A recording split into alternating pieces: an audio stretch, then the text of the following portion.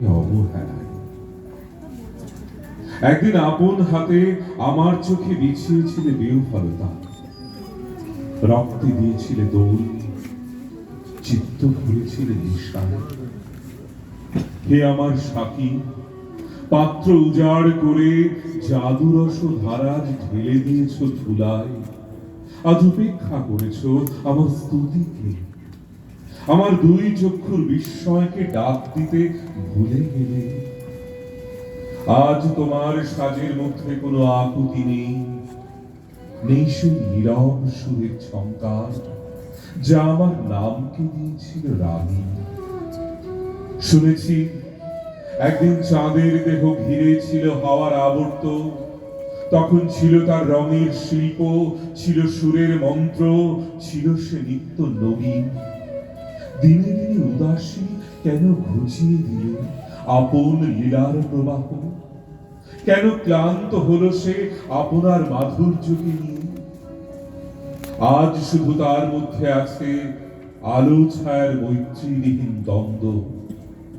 ফোটে না ফুল, বহে না কলম খরা নিচ্ছরি। সেই বাণী হারা চাঁদ তুমি আজ আমার কাছে। দুঃখ এই যে এতে দুঃখ নেই তোমার মনে। একদিন নিজেকে নূতন নূতন করে সৃষ্টি করেছিলে মায়াবিনী, আমারই ভালো লাগার রঙে রঙিন।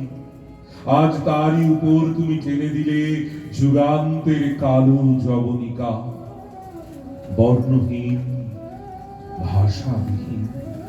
ভুলে গেছো যতই দিতে এসেছিলে আপনাকে, ততই পেয়েছিলে আপনাকে বিচিত্র করে।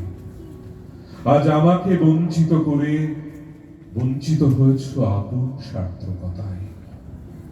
তোমার মাধুর্য যুগের ভগ্ন শেষ রইল আমার মনের স্তরে স্তরে।